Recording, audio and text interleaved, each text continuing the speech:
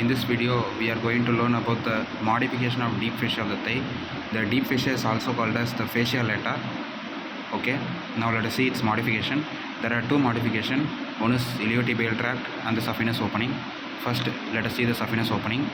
The saphenous opening, it is 3 to 4 centimeter in length, and it is a oval shaped opening, and it is located lateral to the pubic tubercle, and great saphenous vein passes here and drains into the femoral vein.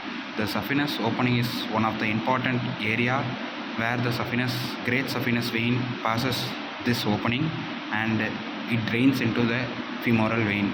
So for next, consider the saphenous vein. We are going to see a diagram. In this diagram, we can see the anterior superior iliac spine and the pubic tubercle.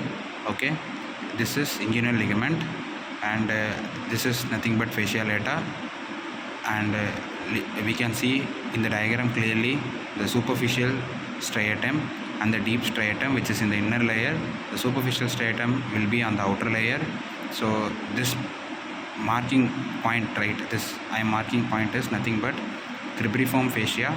Okay, this one is cribriform fascia. It is also one of the it is a membrane of it is a membrane of the areolar tissue, okay, which is present in the saphenous opening, where the saphenous vein, great saphenous vein, passes through it and drains into the femoral vein.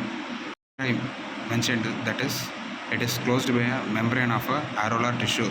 The saphenous opening is closed by the membrane of the areolar tissue. It's nothing but cribriform fascia. Okay, the next modification let us see is iliotibial tract. The iliotibial tract is nothing but the fascia lata, which is nothing but deep fascia. Another name is thickened in the lateral aspect of the thigh to form the iliotibial tract.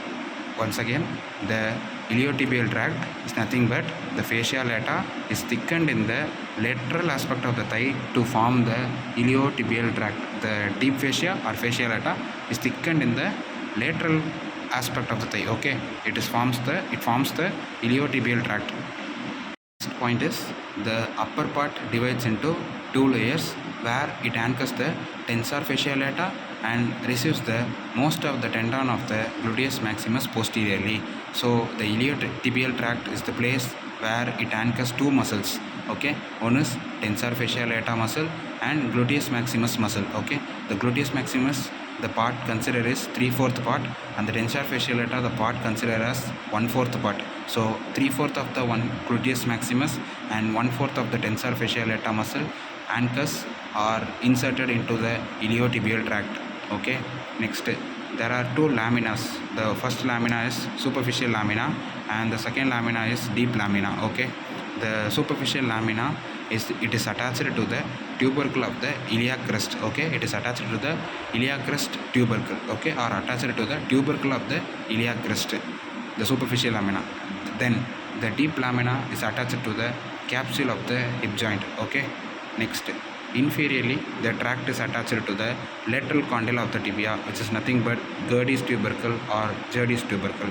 Okay, once again, the inferiorly the tract, iliotibial tract, is attached to the lateral condyle of the tibia. Okay, lateral condyle of the tibia called as Gerdy's tubercle, and the upper part provides the insertion to the two muscles, as I already mentioned. One is tensor fascia lata and the next is gluteus maximus, 3/4 of its fibers and 1/4 of the tensor fascia lata fibers. Okay, next let us see its functional significance. First one is it stabilizes the knee joint both in flexion, partial flexion and extension. Okay, it stabilizes the knee joint both in the extension and the partial flexion. Next one is it prevents the individual from falling forward. Okay, the main function is these two. It stabilizes the knee both in the extension and in partial flexion, and it prevents the individual from falling forward. Thank you for your patient listening.